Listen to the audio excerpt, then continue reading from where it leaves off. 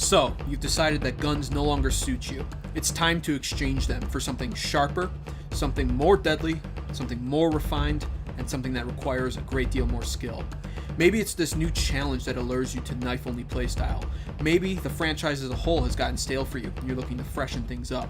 Or maybe you've just come to the realization that this statement here is just quite simply true. These are loud and clumsy. These are the weapons of cowards. Call of Duty, at its core, is a game centered around guns and bullets. So by adopting a knife-only playstyle, you are quite literally bringing a knife to a gunfight. This playstyle will result in a lot of frustration, a lot of raging, and in you dying quite a bit. But if you are determined to put your gun down for good and to become a knife-only player, there are 4 main requirements that go into that: time, patience, thought, and practice. Today's episode is going to focus on thought, and what every player's first thought should be when adopting a knife-only playstyle: their class setup.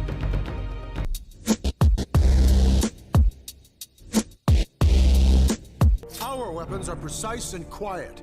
In time, I will teach them to you. To a knife-only player, your class setup is everything. Class setups can make or break you on the battlefield. Luckily, Call of Duty WWII allows for some amazing knife-only class setups, the likes of which we've never seen in a Call of Duty game before. Let's start by showing the most basic class setup that every knifer should have in their arsenal. Expeditionary is by far the best knife-only division in this game, and when you combine it with the basic training known as serrated, you truly have a nearly unstoppable knife-only class if it's put in the right hands. As you can see here, my first and foremost class is the expeditionary and serrated combination setup. When you look at this class setup closer, you can see just why it's so good. It affords you the ability to have 3 throwing knives.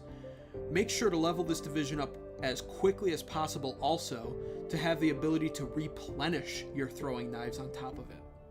Being able to possess 3 throwing knives and replenish them will allow you to string together knife-only kill streaks you'd never think were possible.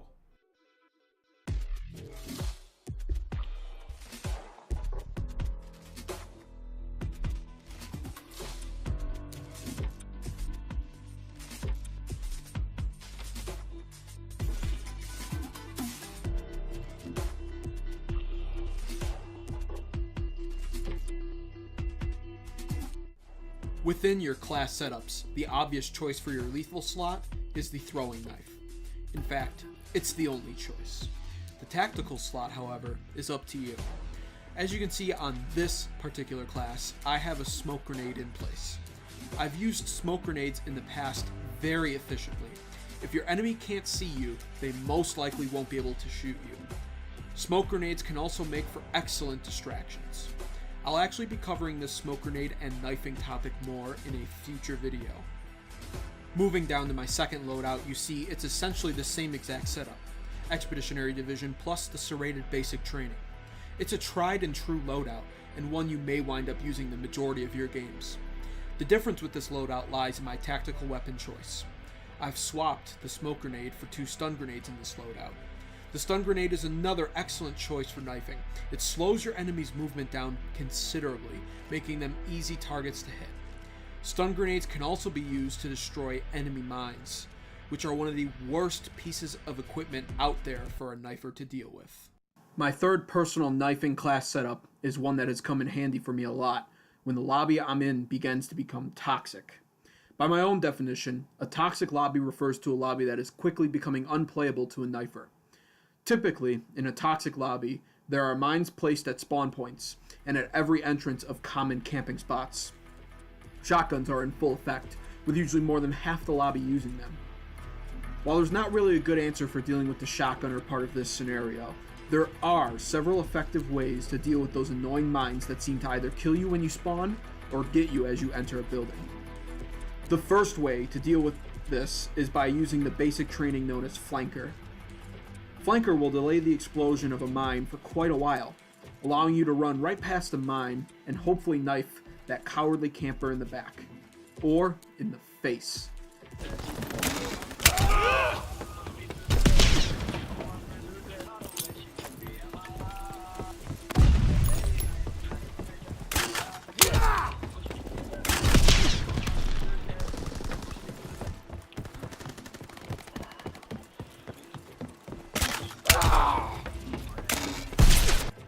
While Flanker can be outperformed by the basic training Saboteur, which allows mines to spring up faster, I've managed to achieve a very high success rate using Flanker regardless, and have found that not every cheap camper uses Saboteur. If you find that you are constantly in lobbies with mines everywhere, then having this loadout here is a must. These next two class setups I have are experimental ones at this point in time. I do not wish to speak on them too much until I have truly put them to the test. I will, however, explain my thinking with these two setups. The first one, the Armored Division with Serrated Basic Training, is set up purely for playing on shipment. I think you know where I'm going with this class and what I'm trying to accomplish with it. On shipment, it can get very hectic, and to be successful at knife only on that map may require a lot more armor than the other divisions offer. The second experimental setup is the Airborne Division with Serrated Basic Training. This class is purely set up out of my own curiosity. Can it come close to feeling like Marathon Pro from back in the day? Can it be used to cover more ground, quicker, on larger maps? These results are to be determined still, but I will make a video on those results when I find them out in the future. My final class setup is one I've only recently begun to use, but have done so to a very great effect. Expeditionary class combined with the basic training Instincts. Instincts is an incredible basic training when used under the right circumstances.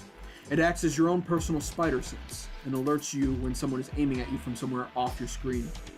It basically covers your left, right, and rear flank for you. When someone is aiming at you off screen, the left and right side of your screen will flash yellow. While this isn't as precise at pinning down where the enemy is for you, like the Resistance Division is capable of doing, it still provides you with an excellent sixth sense of sorts and can be applied to any division of choice.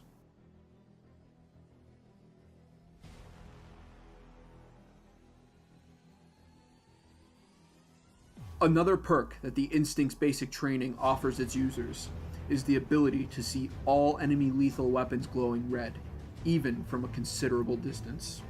This can wind up being a huge advantage to the user of Instincts, not just simply for being able to dodge grenades and avoid mines, but in some cases, to be able to go on the hunt as well. Where there's a mine, there's usually a camper just waiting to be knifed. The only problem is, the camper is often protected by the mines. With Instincts on, look for those mines. Do what must be done to avoid or destroy the mine, and then move in and destroy that cowardly camper without hesitation. Knifing only is a demanding playstyle, that is without question, and its demands begin at your custom loadout screen. It is important to note that the class setups featured in this video are not the only good class setups for knifing only. What's important is that you try different setups and find out what works for you. Remember, the knifing only playstyle requires time, patience, and practice as well. But it definitely goes without saying that fortune favors the prepared.